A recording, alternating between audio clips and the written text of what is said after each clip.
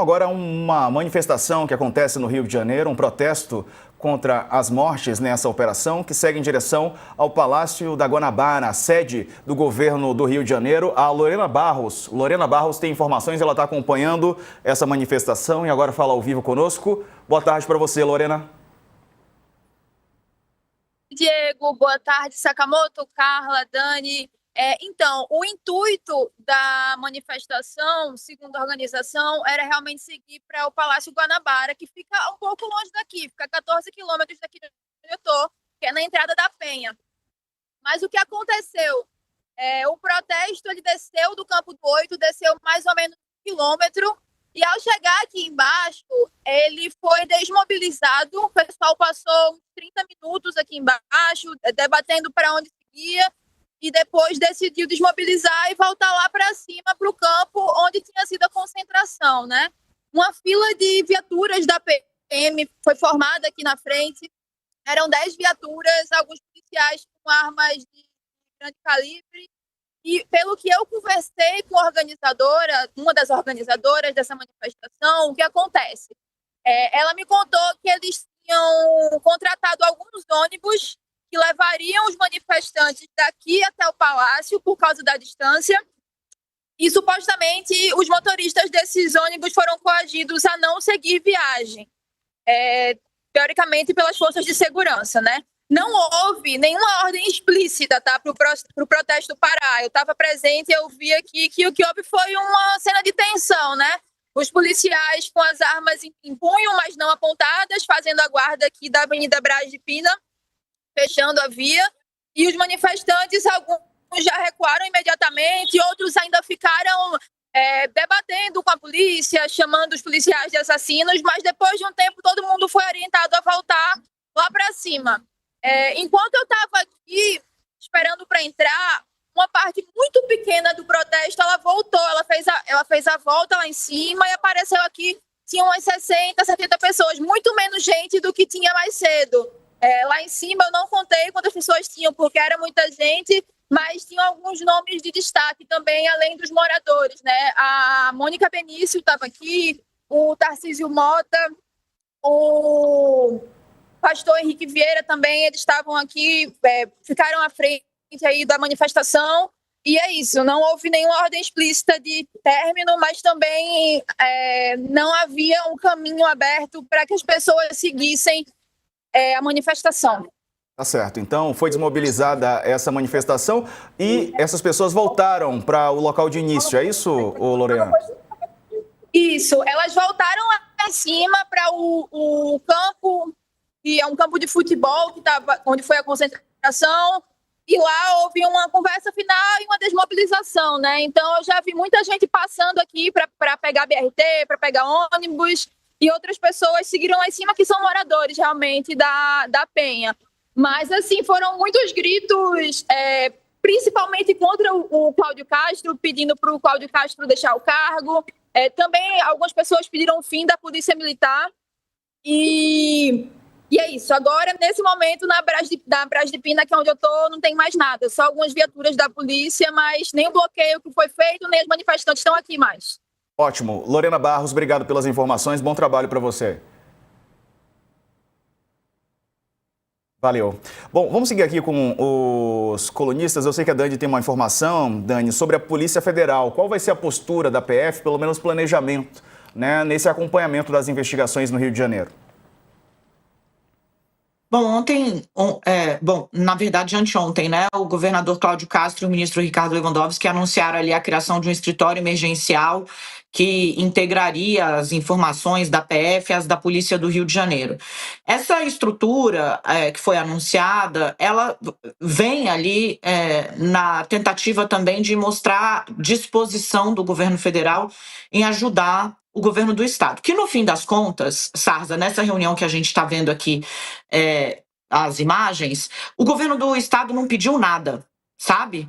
O governador Cláudio Castro reclamou que o Rio estava sozinho, que o Rio agiu sozinho, depois disse que o Rio dava conta do problema sozinho, e quando o governo federal apareceu para perguntar, e aí, meu amigo, o que é que você quer? Ele basicamente não pediu nada de prático, e foi uma sugestão dele a criação desse escritório integrado E aí o Lewandowski falou, ok, mas qual vai ser a atitude da Polícia Federal diante do histórico sabido de contaminação das instituições, inclusive das forças de segurança do Rio de Janeiro, com o crime organizado?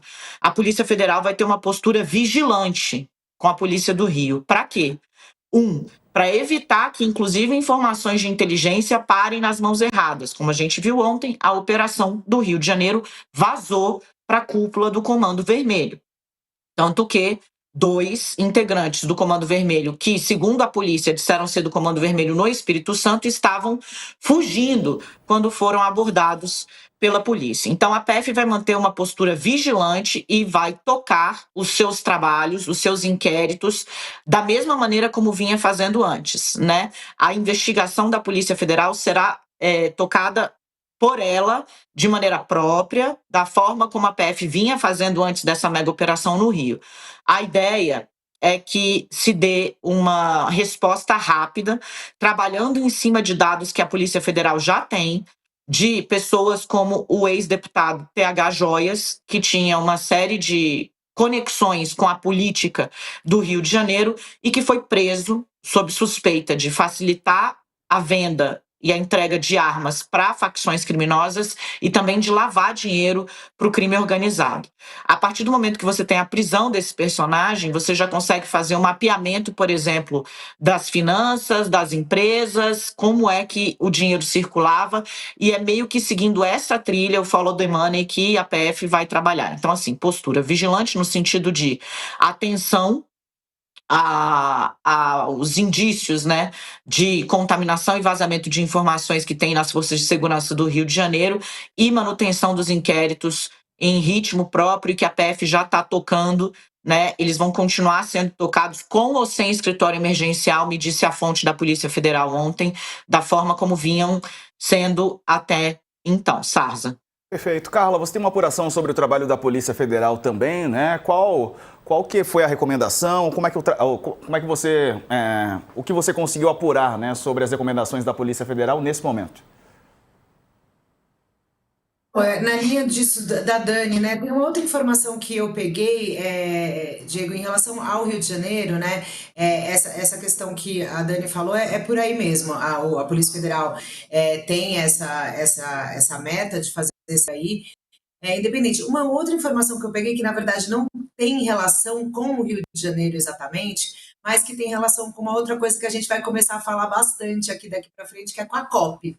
Né? A gente até, inclusive, começa a cobertura especial da COP na semana que vem, mas eu recebi, uma fonte me passou da Polícia Federal, um ofício, Diego, da Superintendência do Pará, fazendo alertas do Comando Vermelho, que estaria preparando ataques a agentes de segurança. Mas eu conversando com pessoas da Polícia Federal, do Ministério da Justiça, o que eles me disseram? Eles disseram que esse ofício é anterior aos atos do Rio de Janeiro e, segundo uma autoridade, foi um fato isolado, que já foi identificado, superado, e esse tipo de ofício eles minimizaram bastante, Diego, dizendo que, olha, é normal, é trivial, quando a gente identifica algo que pode chamar a atenção, a gente manda esse alerta. Esse ofício era um ofício, literalmente, um ofício de alerta a riscos de ataques. E aí, agora, o que me diz as autoridades da Polícia Federal e do Ministério da Justiça em relação ao que vai vir da COP, Diego, é que há toda uma estrutura, evidentemente, montada de segurança e que, nesse caso, né, dessa relação com as facções que a gente tem falado aqui, principalmente do Comando Vermelho essa semana, e que teve esse alerta ali no Pará, o que eles estão dizendo é que nesse caso, que foi um caso isolado e que não há, nesse momento, esse receio para a COP, e assim a gente espera, evidentemente, já que vai ser um evento extremamente importante, que a gente vai receber autoridades do mundo todo, né, Diego? Perfeito, é isso mesmo, Carla. Agora há pouco a gente tratou sobre os corpos, né, a identificação dos corpos. O Sakamoto conversou com o Ministério Público Federal, integrantes do MPF, e tem novas informações. Sakamoto. Desculpa, eu achei que o áudio estava desligado. Ô, Diego, tem sido uma discussão grande. Ontem de manhã, né, a gente até falou no All News, eu tinha conversado com a ouvidora-geral da Defensoria Pública do Estado do Rio de Janeiro, né? e ela havia contado a dificuldade que estavam enfrentando os familiares no IML com relação aos corpos. Primeiro, a dificuldade que a gente revelou naquele momento era que a polícia estava cobrando testemunhos dos familiares na tentativa de pegar coisas que ligassem os familiares, ligassem os entes queridos mortos ao crime organizado, para liberar o corpo, para poder garantir atestado de óbito. E aí a Defensoria Pública entrou na jogada, começou a acompanhar todos os familiares no processo e garantir a eles o silêncio, né? Porque não tem problema da polícia perguntar alguma informação ou outra, é importante para liberar o corpo, mas não é momento de tomar depoimento, ainda mais pressionando no sentido de tentar confirmar qualquer tipo de tese nesse sentido. Só que, além disso, a Defensoria também estava reclamando, assim como outros órgãos vêm reclamando, da falta de acesso aos laudos necroscópicos, aos corpos das vítimas. E por que é importante isso? Porque é o seguinte, o IML responde ao governo do Estado do Rio de Janeiro. E o governo do Estado do Rio de Janeiro é parte interessada no processo, com todo respeito aos médicos e outros profissionais envolvidos, mas é parte interessada no processo. E o processo é o quê? É confirmar que não houve execução, confirmar que todos eles morreram em combate, né? E confirmar de que não tinha nenhuma das vítimas com nenhuma marca ou nenhuma informação que poderia estar ligada diretamente a uma morte de forma equivocada ou uma morte proposital por parte da polícia, mesmo com eles rendidos. Então, o que acontece? Tanto a Defensoria Pública do Estado do Rio quanto o Ministério Público Federal têm solicitado essas informações, né? Tem pedido essas informações. O MPF, porque ele é parte integrante, inclusive, não só ele tem responsabilidades, né, inerentes ao cargo, ele tem responsabilidades com relação à condenação do Brasil, no caso Nova Brasília, pela Corte Interamericana, tem um monte de coisas que possibilitam o MPF procurar informação. Mas aí você tem briga de jurisdição entre MPE e MPF. Aconteceu é que o Procurador Regional dos Direitos do Cidadão no Rio de Janeiro solicitou, né, eu tive até acesso, solicitou informações para o governo do Estado, acesso, né, à questão dos corpos, e via Ministério Público Federal, e isso foi negado, né, e essa negativa veio, inclusive, do Conselho Nacional do Ministério Público, né? O Conselho Nacional do Ministério Público negou isso. Só que o que acontece é que não é tão simples, porque além do Ministério Público Federal no Rio de Janeiro ter solicitado essa informação, o Procurador Federal dos Direitos do Cidadão, Nicolau Dino, também pediu essa informação. Nicolau Dino, que coincidentemente é irmão do ministro Flávio Dino, também pediu essa informação. Também quer essas informações sobre o caso. E também, além de tudo isso, outra pessoa que está solicitando informações sobre isso, que tinha até instado a Procuradoria-Geral da República a buscar informações, é o próprio ministro Alexandre de Moraes, né? Então, o que acontece? Está tendo discussões, tem discussões em cima disso que, eu não vou dizer que é má fé, mas tem discussões muito em cima de questão de, olha, isso aqui é a sua esfera de atuação, a minha esfera de atuação, o crime não foi federalizado, né? Não há nenhum pedido de federalização do crime, contudo, isso não significa que o Ministério Público Federal não tenha também suas competências no caso, não possa observar o caso, né? Não possa monitorar, considerando, inclusive, as condenações e outras obrigações que já foram impostas ao Brasil, né, por organismos internacionais em processos como esse. E a Defensoria também tem sua responsabilidade. Em suma, Diego, está faltando transparência num momento importante, que é o quê? Que é o momento da avaliação das vítimas. Tem vítimas sendo devolvida para os seus familiares, sendo que a análise foi feita apenas pelo IML, sem a presença desses órgãos que estão solicitando. Então, Diego, isso significa que a investigação final, para dizer se houve uma execução sumária, se aquela linha do BOP, na verdade, ela foi uma tentativa de emboscada e execução, e tantas outras coisas denúncias que estão circulando, vai ser dificultado por conta dessa falta de transparência, falta de acesso à informação neste momento.